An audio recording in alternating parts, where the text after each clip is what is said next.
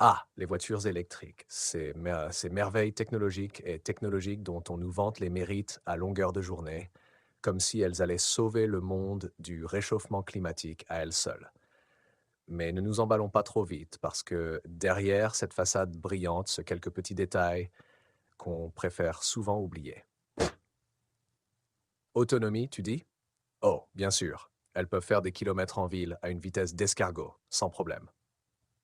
Mais dès qu'on ose rêver de quitter la ville pour une vraie aventure sur la route, surprise, tu te retrouves à prier pour trouver une borne de recharge avant que ton bolide ne se transforme en pot de fleurs. Et oui, c'est ça, l'aventure électrique, l'anxiété permanente de finir en panne au beau milieu de nulle part. Et parlons des bornes de recharge, tiens, parce que c'est bien joli de dire qu'elles poussent comme des champignons. Mais quand tu en as besoin, elles se font rares. Et quand, par miracle, tu en trouves une, prépare-toi à patienter longtemps. Recharger une voiture, c'est comme regarder de la peinture sécher, sauf que la peinture sèche souvent plus vite. Alors si tu as prévu un long voyage, mieux vaut partir avec une tente et un bon bouquin. Le coût? Ah, parlons-en du coût. Oui, ces bijoux verts sont hors de prix, mais qui s'en soucie? C'est l'avenir, non? Sauf que l'avenir, il est un peu cher pour le commun des mortels. Et si, par malheur, ta batterie te lâche, prépare-toi à vendre un rein pour la remplacer. Mais bon, tout ça pour sauver la planète, ça vaut bien quelques sacrifices, non? Les batteries? Ah oui, ces fameuses batteries qu'on nous présente comme des miracles de technologie verte. Sauf qu'on oublie de te dire que pour les fabriquer, on doit piller la Terre de ses ressources, détruire des écosystèmes et exploiter des travailleurs dans des conditions plus que douteuses.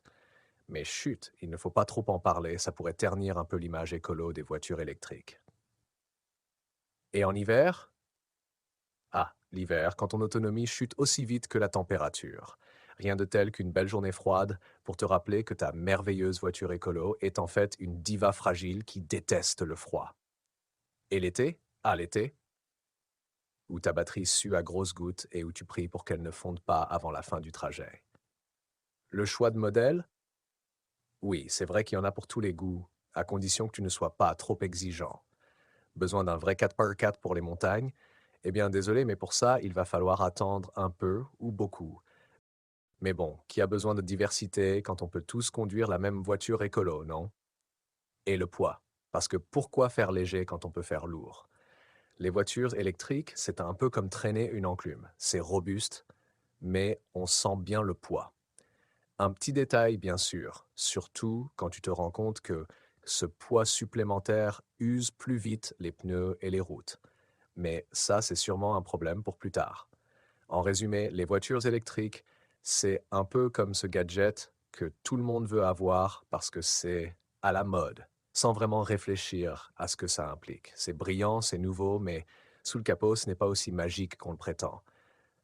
Mais, chut, il faudrait surtout pas casser l'ambiance.